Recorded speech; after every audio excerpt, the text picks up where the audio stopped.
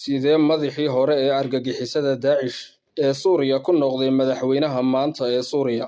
Waa su'aal aysan badi isweydiinin taageerayaasha al-GOOLAANI oo badankooda ay ku yartahay fahamka nidaamka sirdoonka Tel Aviv iyo kan Mareykanka. Tel Aviv iyo Washington kaliya ma aha ee al-GOOLAANI waxa watay Turkiga iyo dhammaan wadamada Khaliijka ee Imaaraadka, Qatar iyo Sacuudiga. Mana aha sir iyo sirdoonka dhammaan dalalkaas ay hoos tagaan waa kuwa Washington iyo Tel Aviv. Sidaas oo ay tahay, Soomaaliya oo lala rabo qorshe la mid ah kan Suuriya, shacabka Soomaaliyeed way ku yartahay fahamka waxa ka dhacay Suuriya oo waxayba kaga dhagan tahay al-GOOLAANI waa Sunni waana Muslim oo marnaba isma weydiiyaan su'aasha ah oo dalalka Sunniyiinta ee Turkiga, Qatar, Sacuudiga, Imaaraadka, Urdun, Morocco, Masar iyo Bahrain saw dhammaantood ma aha kuwa hoos taga sirdoonka Washington iyo Tel Aviv. Isma weydiiyaan Sunniyiintu soo ma wada aha kuwan daawanaya waxa maanta ka dhacaya Gaza. Intaas kaliya ma aha, xataa isma weydiiyaan dalalka riixaya heshiiska Israa'iil ee Ibrahim Accord soo dhammaantood ma wada aha Sunni. Miyuuse jiraa maanta hal dal oo Sunni ah oo aan hoos tagin sirdoonka Tel Aviv? Haddaba annagoo aan meel kale aadin, aan maanta idinla qaybsanno khudbad uu asbuucii hore jeediyey Roberto Ford, safiirkii hore ee Mareykanka u fadhiyay dalka Suuriya sanadkii 2011 ilaa 2014. Ogow, waa safiirkii meel mariyey howlgalka Operation Timer Socomer ee Mareykanku dhammaan argagixisadii Bariga Dhexe u jiheeyay Suuriya, madaxna uga dhigay al-GOOLAANI. Haddaba waa kan Danjire Ford oo sharaxaya qofka uu yahay al-GOOLAANI. So, first, this guy, as Roy said, was in Al-Qaeda in Iraq. annagoo soo koobayna Danjire Robert Ford waxa uu yidhi ninkan aad u jeedaan waa madaxii argagixisada Ciraaq ka hor inta uusan Suuriya imaan. Sanadkii 2023 waxa ila soo xiriiray hay'ad Ingiriisa oo ku takhasustay xalinta khilaafaadka, waxayna iga codsadeen in ninkaasi aad u jeedaan aan dib u habeeyo oo ka soo dhex saara nidaamka argagixisada soona gasho siyaasadda. Hadalkaasi danjiraha haddii aan yara saxno, danjiruhu waxa uu ilaaway in laga bilaabo sanadkii 2012 ilaa sanadkii 2014 uu danjiraha qayb ka ah howlgalka Timbasakamo ee al-GOOLAANI ka dhigay madaxa argagixisada Suuriya kana soo wareejiyay Ciraaq. Aan sii wadno hadalka Danjire Ford oo waxa uu intaasi ku sii daray, annaga oo soo koobayna aad baan uga walwalsanaa in ninkaasi dib u habeen lagu samayn karo, laakiin waa la kulmay oo la fariistay oo waxaan ku idhi weligay isma dhihin waa ku soo ag fariisan doonaa. Waa ii jawaabay oo wuxuu yidhi amba sidoo kale. Wuu ii sheegay inuu hadda baranayo sida dadka loo xukumo oo uu ka gudbayo sida dadka loo laayo. Markaasi waa bishii Maarso ee sanadkii 2023. Danjirahu hadalkiisa sii wata waxa uu yidhi bishii hore ee Janaayo ee sanadkan ayaa mar kale ugu tagay madaxtooyada Suuriya asagoo hadda madaxweyne ah. Waxaan ku idhi weligay ismaan oran halkan baan kugu arkayaa. Inta qoslay buu ii jawaabay oo waxa uu yidhi mudane Danjire, waan jeclahay in aad mar kasta aan kaa yaabiyo. Waa uu iga qosliyey, laakiin hore marnaba ismaan oran nimankan argagixisadu waa kuwa dadka ka qoslin karaa.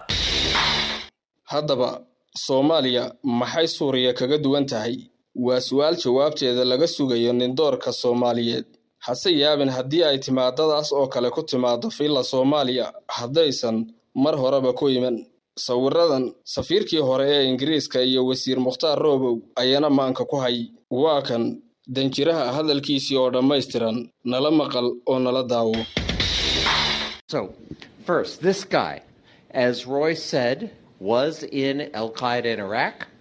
I was in Iraq between 2000. I started there in 2003 and served until 2010 with 20 months off for good behavior when they made me ambassador to Algeria, but then Condi Rice sent me back to Iraq again. So during that time, this guy, who's now the president of Syria, that's him on the left in his Al-Qaeda guise.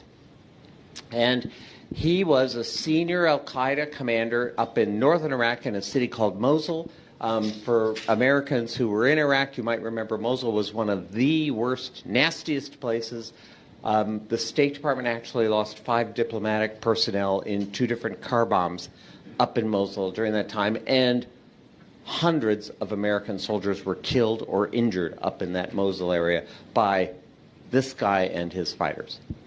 So, starting in 2023, a British non-government organization which specializes in conflict resolution invited me to help them bring this guy out of the terrorist world and into regular politics.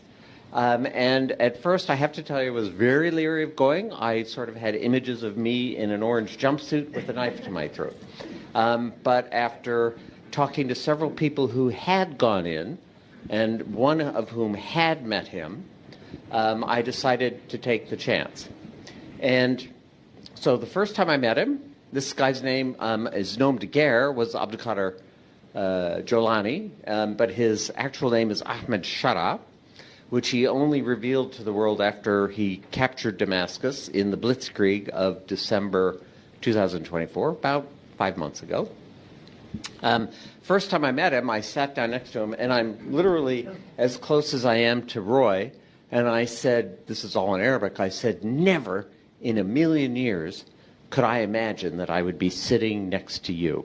Long beard, in fatigues. And he looked at me, he speaks very softly, and he said, Wallah ana, me neither.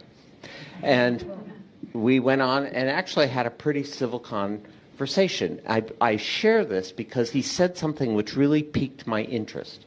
He never apologized for the terrorist attacks in Iraq or in Syria, although there were many fewer in Syria. Never apologized.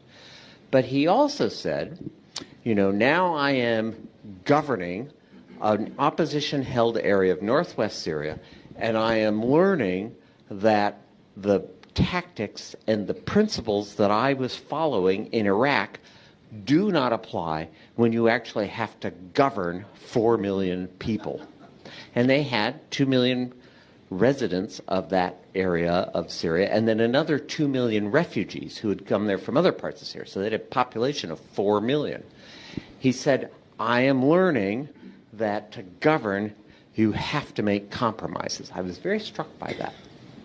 So that was in March 2023, just over 2 years ago. We went back a second time in September. I went to Syria in January. I met Ahmed Shara, the president then. When I saw him in the presidential palace, I said, never in a million years did I expect to see you here. And he kind of grinned and he said, well, I like to keep surprising you, Mr. Ambassador.